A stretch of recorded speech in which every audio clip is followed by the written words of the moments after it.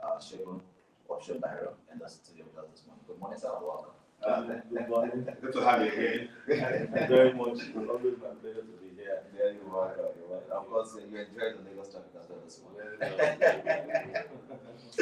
I just want to remind that to all of you that if you have any questions concerning investing in the real estate, you can do that right now. Send your message to us from all the mediums we mentioned earlier on. But remember to use the hashtag which is on X or on Twitter and Instagram as well. Of course, let's start the conversation and talk about infrastructure development, and let's take it from the economic region now. How do you think that infrastructure development influences the economic growth of a particular region? Okay, thank you very much. For all the developed countries we have seen in the world, what separates them from the underdeveloped is what infrastructure. When there are adequate infrastructures in place, it will enhance economic growth, and also it will, help the society to, move forward. Like in the Western world, for example, let me say we use Turkey as an example. They have several intermodal transportation systems in place, and with that you can work, and live. You can work in Lagos and live in Ibadan. Very easy, because you have the fast train system is there, you have the underground train system, you have the tram system for the community, you have several, you have the BRT buses that are, 5 times full of what we have. Yeah. 2 buses being merged together and moving, and very easy. And also we talk about electricity, which is part of the infrastructure. Everywhere is connected. So all these train systems are wired, they are connected through the electricity system. So it brings development. Everybody will not be clustered just in a place. You can easily move out of the central part of the state and move into the neighboring state and live in. And like I saw a report that Lagos State is losing about 4 trillion every year due to the traffic situation which we experience in Lagos. If we have other forms of transportation in Lagos, it will actually bring in more revenues to the state. For example, the Marina to Lagos train system in place, they have recorded successes. They have made so much. In fact, now I had their first gone to the African Exim Bank so that they can get my money from I2 down to Kumaiko. Then from there maybe they can take it back to Badagry. For me, I believe that Lagos State can be connected through via train system from VI down to Ebe. Yeah. That will open up the Ebe axis. Everybody will need to be driving, bringing your car on the road. In fact, we are affecting the roads, we have to be repairing, going back there almost every time. And you see, good thing about the train system is that it can move large volume, of people, rather than just 2 people in a car. The train system can move almost about 1,000 as it goes. Yeah. And it's fast. And very fast. For example, look at the Ikorodu road down to Ikorodu, from Anthony, to VI to Ikorodu. There should be, a train system moving. You should just be normal. And it would really help. That's why I'm glad that the state has approached Lagos State about the Blue Rail to say, let's see how we can extend it into Ogun State. And when you look at it from our view point of view, how has this, talking about the infrastructure, the efficiencies, how has it affected, investment, especially in areas where you know that people really want to be, but they look at it and feel, oh, this is house like, how do I get to work? How does this happen?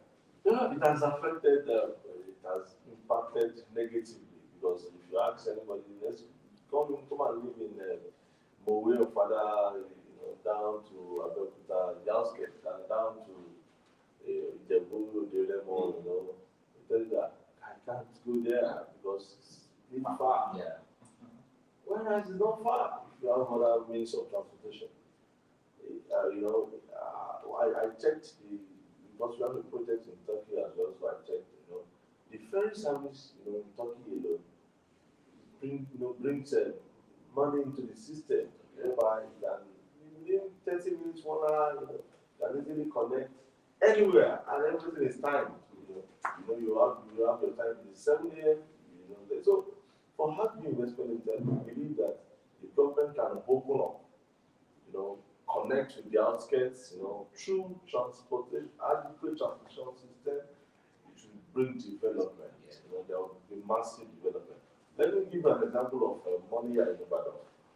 Now the federal government train system from Butemeta, the terminal at Monia for Oyo State is the Monia. Now, because of that, there are several estates springing up in that area, just because of that terminal.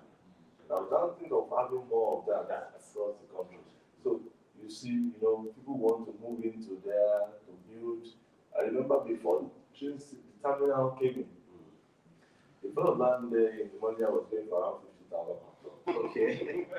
But immediately the terminal was, concluded and commissioned. The plot of land moved by almost about 1,000%. That's wow. Yes.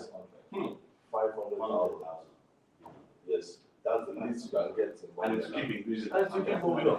So you can just imagine how an economy can be developed with adequate infrastructure in place, because we don't putting our cars on the road and everybody being it's stressful for me.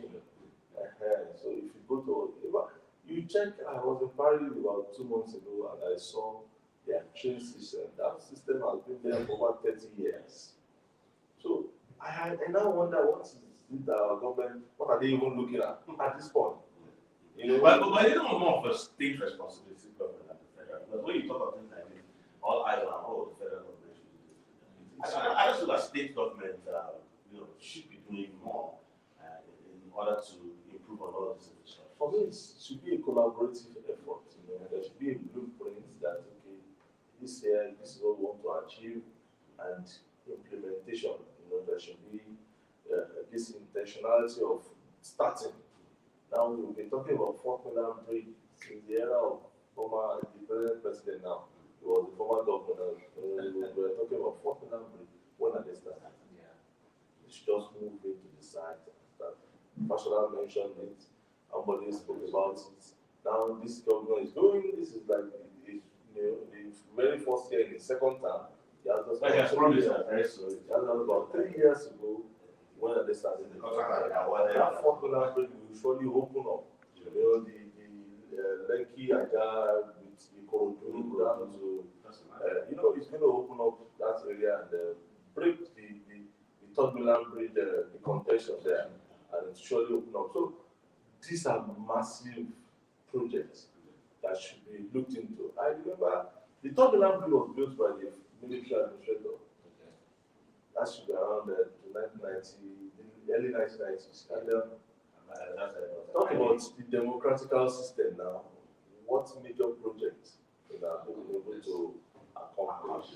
So, major project, just like so. I think the military have not really built the terminal. Well, you yourself to be facing the Qatar Bridge and the road and the project. So something should be done. There should be this mind of giving back to people. It should be intentional about it. Look at education, look at healthcare basically as well.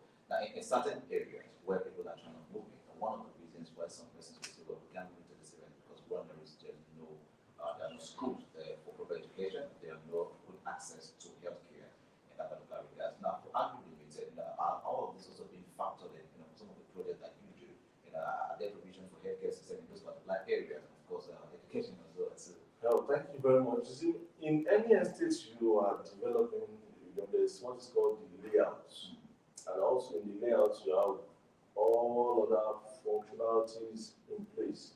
All other, your layouts must have a space for public use, for recreation centers, for commercial use, for residential use.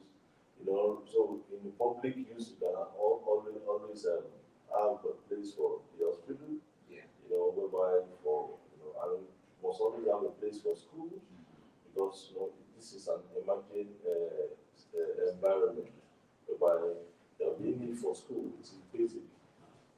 There will also be a need for an hospital because this is what everybody needs. So in our estate, we always put this in place, and we always what we do is to move with connect with professionals, doctors. Some of our clients, we have them as doctors. Okay, come in and set it up. So what we do is to partner with them, we give them the land or the building, and they come in to set up and bring in their facilities, bring in their equipment to set up and run 4D estates, which is very good. They've done that in several of our estates. Which is wonderful, we also have to look at our situation. That's another thing that most people, wonder about. Oh, this is a line go with very constant power supply. And then you look at nearness to, because when there's an industry, for instance, something like you look at it as an industrial estate, when you notice that, or actually, when you notice that some places are being industrialized, how fast do you do that? What a promise you give to the investors to say, oh, this is a growing industry, and this real estate will prove to be a huge investment. Well, like you said, you will use a mixed development environment. You have the residential part, and you have it was conceived by the then government then, which they did a very wonderful one,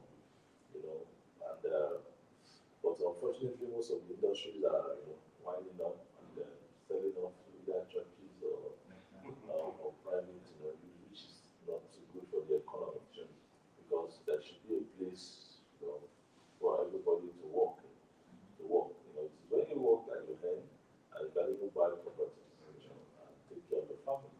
See, in our view, what we see, we like to look at where is development tilting towards. Like when we launched one of our estates in the Moyo Father, at least we saw that industries, we saw that movement of industries moving towards that area. And we know that if you have industries, there will be a need for habitation. Yeah. So we had to site one estate just around there, and there we have been able to build over 1,000 houses there.